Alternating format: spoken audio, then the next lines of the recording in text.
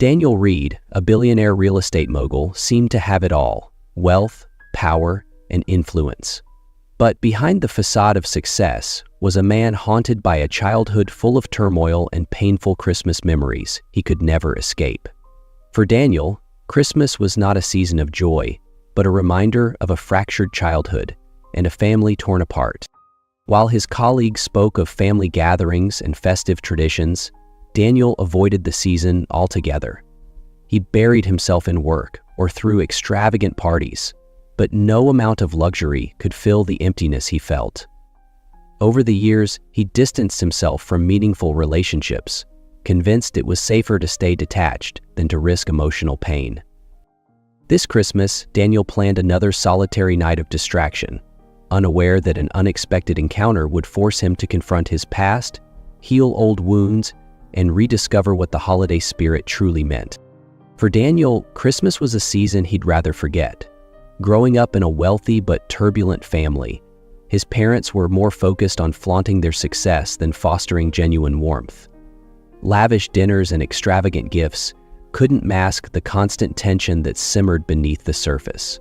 Arguments over trivial matters, like the wrong wine being served or decorations not being perfect, turned every holiday into a battleground. One Christmas stood out more than the rest. Daniel was 10 years old, and for once his parents seemed at peace.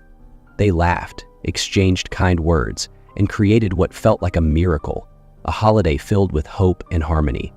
For the first time, Daniel dared to believe that his family could truly change. Daniel dared to believe that this might be the start of something better for their family. But that night, under the glow of the enormous Christmas tree, his parents gathered him and his sister to announce their decision to divorce. The warmth and laughter from earlier in the day had been a facade, masking the inevitability of their separation. Daniel spent the rest of the evening staring at the twinkling lights, feeling the weight of betrayal and confusion. His parents' divorce was finalized shortly after, and they never reconciled. From then on, Christmas was no longer a season of joy for Daniel, but a painful reminder of what he had lost. These memories shaped Daniel's adult life.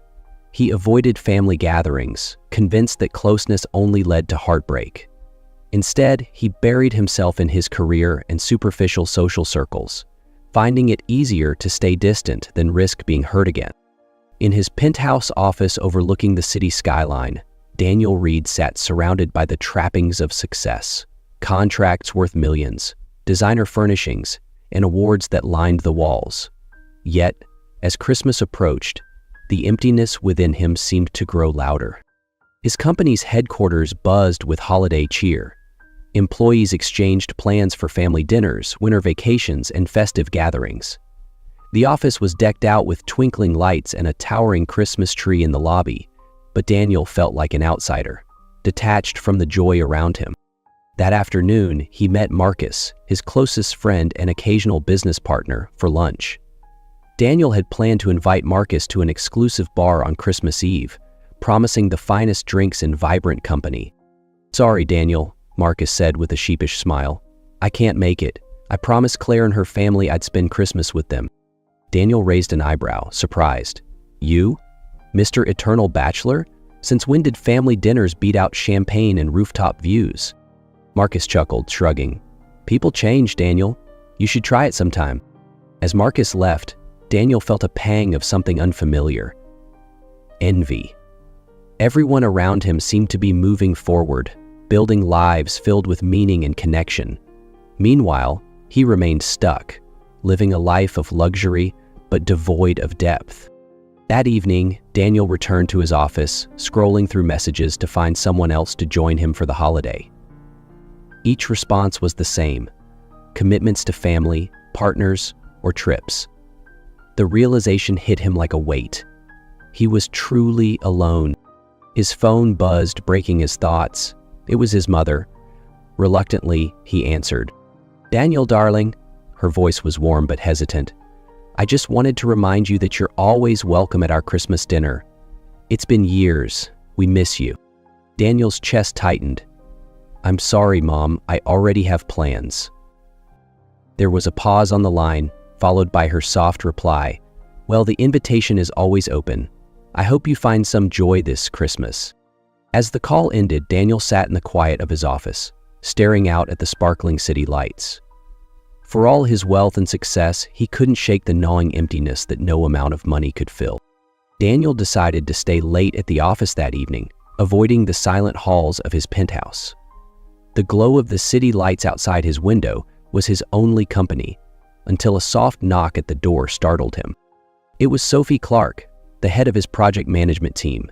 She was dressed simply in a navy sweater and slacks, holding a stack of files. Sophie rarely stood out in the fast-pacing, competitive atmosphere of Daniel's company. She was efficient, professional, and reserved, qualities Daniel respected but had never given much thought to. "Mr. Reed," Sophie said, her voice calm, "I didn't expect anyone else to still be here." Daniel gestured toward his desk with a half smile. "Just tying up loose ends. What about you?" She hesitated for a moment, then replied, "I like finishing up before the holidays, fewer distractions." As Sophie handed him the files, she noticed the untouched glass of whiskey on his desk and the emptiness in his gaze. "If you don't mind me asking, do you have plans for Christmas?" Daniel chuckled lightly, deflecting the question. "Let me guess, you're about to invite me to your family's big holiday dinner?" Sophie shook her head, a faint smile on her lips.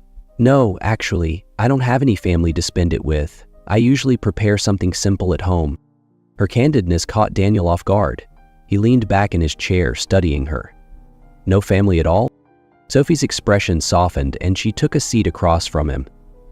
"I lost my parents in a car accident years ago, and my son passed away shortly after he was born. It's just me now."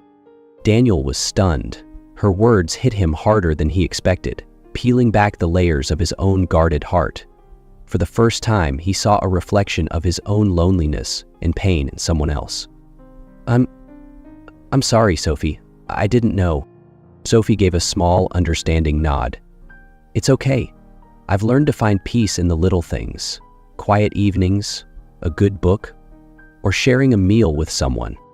She paused, then added hesitantly, "If you're not busy, you're welcome to join me for dinner tomorrow. Nothing fancy, just good food and some company." Daniel opened his mouth to decline, but something about Sophie's calm sincerity made him reconsider. There was no pity in her offer, no ulterior motive, just a quiet kindness he hadn't experienced in years. "All right," he said finally, surprising even himself. "Why not? It beats sitting alone with takeout." The next evening, Daniel arrived at Sophie's modest apartment. To his surprise, he was greeted by an exuberant golden retriever named Max, instead of the solitude he had imagined. "This is Max," Sophie said, laughing as the dog wagged his tail furiously. "He's my family now." Daniel couldn't help but smile. The apartment was cozy and warm, decorated with simple ornaments and the faint scent of cinnamon in the air. It was a stark contrast to his penthouse, which felt more like a showroom than a home. Over dinner, Sophie shared stories about her life, her love of painting, and her determination to build a quiet, meaningful existence despite her losses. Daniel, in turn, found himself opening up about his own childhood and his strained relationship with the holidays. As they finished dessert, Sophie looked at him with a gentle smile. "You know, Daniel, sometimes the hardest part is letting go of the past. But when you do, you make room for something new, something better." Her words stayed with him long after he left her apartment that night. For the first time in years, Daniel felt a spark of something he hadn't dared to hope for. Peace. The morning after his dinner with Sophie, Daniel sat in his penthouse, her words echoing in his mind. Letting go of the past makes room for something better. He stared at his phone, scrolling through old messages from his mother and father. They had separated years ago, and Daniel had used their divorce as an excuse to stay away from both of them during the holidays.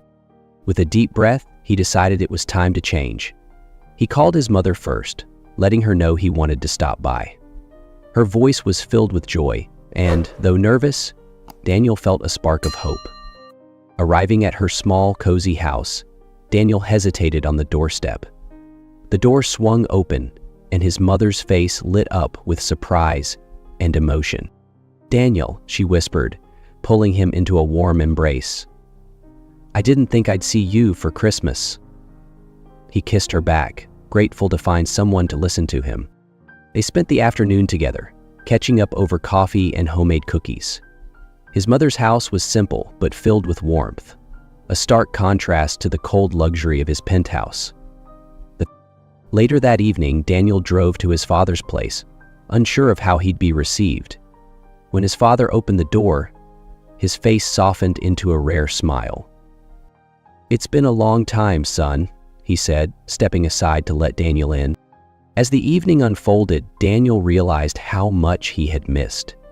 The divide between his parents had always felt like an insurmountable barrier, but spending time with each of them reminded him of their love and their desire to reconnect with him. For the first time in years, he allowed himself to embrace those relationships again. After spending time with both his mother and father separately, Daniel couldn't ignore a lingering thought. They had once been a family, and while their separation was long behind them, the love they once shared was not entirely gone. Sophie's words about letting go of the past gave him courage, and he decided to try something he'd never dared to before: bring them together. A week after Christmas, Daniel reached out to both his parents. It wasn't easy. Years of distance and silence had created barriers neither seemed willing to cross. But Daniel was persistent. He spoke to them honestly about his own struggles, sharing how their divorce had affected him and how he had carried those scars for so long. "I can't change the past," he said, his voice steady but vulnerable. "But I want to move forward, and I think we can do it together. You might not be married anymore, but you're still my family. I want us to try, even if it's just for one dinner." His sincerity touched them both. Hesitantly, they agreed to meet. Daniel hosted the dinner at his penthouse, transforming the usually cold, luxurious space into a warm, welcoming environment. Sophie helped him prepare, her encouragement bolstering his confidence. When his parents arrived, the air was heavy with unspoken words and unresolved tensions. Polite exchanges felt forced, and Daniel feared that his plan might fail before it even began. But as the evening unfolded, something unexpected happened. Sharing memories of Daniel's childhood, his first business ideas as a teen, his ambitious dreams, they began to laugh. The shared pride and affection they still held for their son created a bridge between them. By the end of the night, Daniel watched as his parents exchanged genuine smiles. While their relationship would never be what it once was, they found a newfound respect and warmth for one another. For Daniel, this moment was transformative. He realized that healing didn't mean erasing the past, but learning to find strength in it. The love that brought his family together, even in a new form, was enough to finally free him from the shadows of his childhood. A few weeks after the dinner that brought his parents together, Daniel found himself thinking constantly about Sophie. She had been the one to encourage him, to show him that confronting his past could lead to something beautiful. Her kindness and strength had changed his life in ways he never thought possible. One quiet evening, Daniel invited Sophie to dinner at his penthouse. This time, the space wasn't just a display of wealth. It felt alive, with soft lighting, a cozy table setting, and the faint scent of cinnamon in the air. As Sophie arrived, she smiled at the transformation. "You've made this place feel like a home," she said, her voice warm. Throughout dinner, they talked and laughed as they always did, but Daniel's heart raced with anticipation. When dessert was finished, he took a deep breath and reached across the table to hold her hand. "Sophie," he began, his voice steady but filled with emotion, "you've changed my life. For so long, I let fear and pain define who I was, but you showed me another way, how to let go, to heal, and to see what truly matters. I don't think I could have done it without you." Sophie's eyes softened, but she remained silent, letting him continue. "I don't want to imagine my life without you in it," Daniel said, his gaze locking onto hers. "You've helped me find peace, and now I want to share that peace with you. I think I've fallen in love with you," Sophie. For a moment, the room was quiet, except for the hum of the city below. Daniel's heart raced as he waited, uncertain of what she would say. Then Sophie smiled, her eyes glistening with tears, and he felt the weight of the world lift from his shoulders. I've always believed in second chances, Daniel, and I think we've both found ours in each other. As they embraced, Daniel felt a weight lift from his heart. For the first time in years, he wasn't running from his past. With Sophie by his side, he was finally ready to embrace the future. A year later, Daniel and Sophie stood hand in hand at his family's Christmas gathering. The room was filled with warmth, laughter, and the hum of holiday cheer. As the evening unfolded, Daniel stood up, his palms slightly sweaty despite the warmth of the room. The twinkling lights of the Christmas tree cast a soft glow as he asked for everyone's attention. Turning to Sophie, he knelt down, holding a small velvet box that seemed to shimmer in the light. Sophie, you've taught me how to embrace love and let go of fear. You've brought light into my life in ways I never thought possible. Will you marry me? Tears filled Sophie's eyes as she whispered, yes. As the room erupted in applause, Daniel realized that Christmas had finally become what it was meant to be, a celebration of love, family, and hope for the future.